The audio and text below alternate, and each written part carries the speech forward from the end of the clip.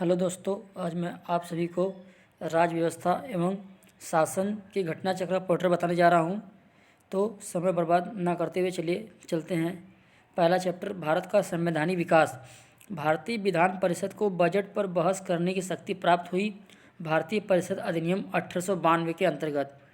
कलकत्ता में सर्वोच्च न्यायालय की स्थापना का प्रावधान किया गया था रेगुलेटिंग एक्ट 1773 में। भारत में संघीय न्यायालय की स्थापना की गई थी भारत सरकार अधिनियम 1935 के द्वारा।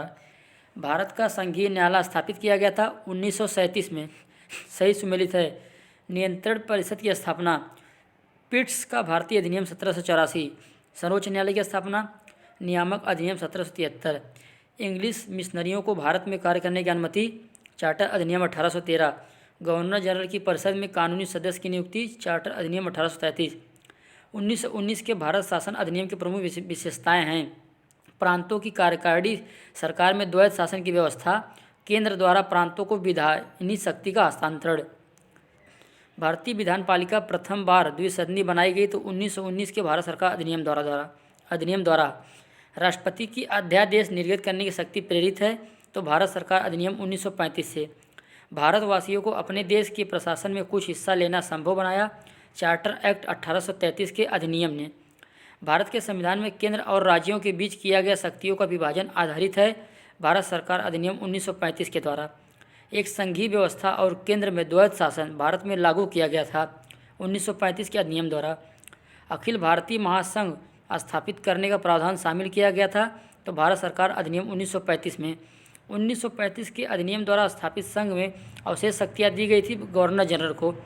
भारत शासन अधिनियम 1935 में स्वीकार किया हुआ महत्वपूर्ण और अस्थायी अवयव नहीं है तो देश के लिए लिखित संविधान। 1935 का गवर्नमेंट ऑफ इंडिया एक्ट महत्वपूर्ण है क्योंकि यह भारतीय संविधान का प्रमुख स्रोत है। बर्मा भारत से अलग हुआ तो गवर्नमेंट ऑफ इंडिया एक्ट 1935 के फलस्वरूप। वर्ष 1937 के चुनाव में कांग्रेस का मंत्रिमंडल बना था कुल 8 प्रांतों में। एक निर्वाचित संविधान सभा द्वारा भारत के संविधान का निर्माण करने का प्रस्ताव किया गया था क्रिप्स मिशन द्वारा। भारत में उपनिवेशी शासन के संदर्भ में 1883 में इल्बर्ट बिल का उद्देश्य था जहां तक अदालतों की दांडिक अधिकारिता का संबंध था भारतीय तथा यूरोपीय लोगों को बराबरी पर रोकना। कैबिनेट मिशन योजना के अंतर्गत संविधान निर्मात्री परिषद में प्रत्येक प्रांत को आवंटित सदस्य संख्या निर्धारित करने के लिए एक प्रतिनिधि जनसंख्या के अनुपात में था तो 10 लाख प्रति व्यक्ति। कैबिनेट मिशन के सदस्य थे पैथिक लॉरेंस, स्टेफर्ड क्रिप्स और एवी अलेक्जेंडर। भारतीय संविधान का सभा का गठन किया गया था कैबिनेट मिशन योजना 1946 के अंतर्गत। 1946 में निर्मित अंतरिम सरकार में कार्यपालिका परिषद के उपसभापति थे जवाहरलाल नेहरू। कथन वेबल योजना के अनुसार कार्यकारी परिषद में हिंदू और मुस्लिम सदस्यों की संख्या समान होती थी। कारण वेबल का विचार था कि ऐसी व्यवस्था से भारत का बंटवारा बच जाता। कथन सही है पर कारण गलत है। भारत के लिए संविधान की रचना हेतु संविधान सभा का विचार सर्वप्रथम प्रस्तुत किया था स्वराज पार्टी द्वारा 1934 में।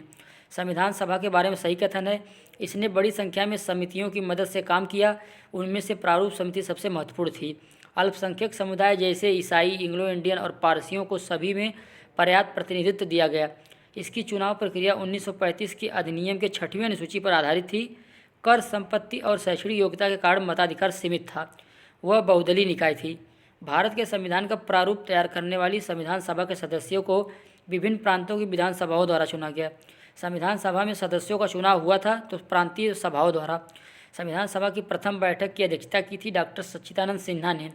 भारत की संविधान निर्मात्री सभा या संविधान सभा के अध्यक्ष थे तो डॉक्टर राजेंद्र प्रसाद। भारतीय संविधान सभा की स्थापना की गई थी 9 दिसंबर 1946 को।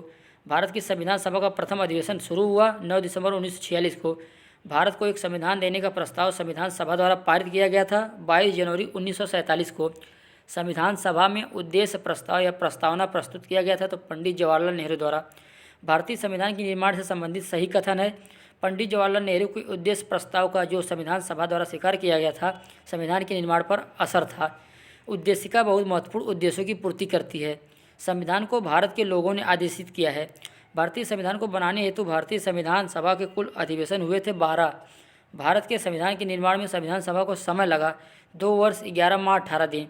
सही सुमेलन इस प्रकार है। संविधान सभा के पहले उपाध्यक्ष H.C. मुखर्जी, प्रारूप समिति के मूलतः एकमात्र कांग्रेसी सदस्य K.M. मुंशी, राजस्थान की रियासतों का प्रतिनिधित्व करने वाले संविधान सभा के सदस्य वीटी कृष्णामाचारी, संघ संविधान समिति के अध्यक्ष जवाहरलाल नेहरू, संविधान सभा की प्रांतीय संविधान समिति का अध्यक्ष थे सरदार पटेल। भारतीय संविधान सभा की प्रारूप समिति के अध्यक्ष थे डॉक्टर बी.आर. अम्बेडकर। संविधान सभा द्वारा स्थापित मौलिक अधिकारों और अल्पसंख्यकों हेतु सलाहकार समिति के अध्यक्ष थे सरदार पटेल। Doctor BR. अम्बेडकर की अध्यक्षता में संविधान सभा की प्रारूप समिति में अन्य सदस्य थे तो 6, डॉक्टर बी.आर. अम्बेडकर लेकर 7 सदस्य थे। संविधान सभा ने डॉक्टर बी.आर. अम्बेडकर की अध्यक्षता में प्रारूप समिति का गठन किया 29 अगस्त 1947 को। भारतीय संविधान के निर्माण के समय संवैधानिक सलाहकार थे बी.एन. राव।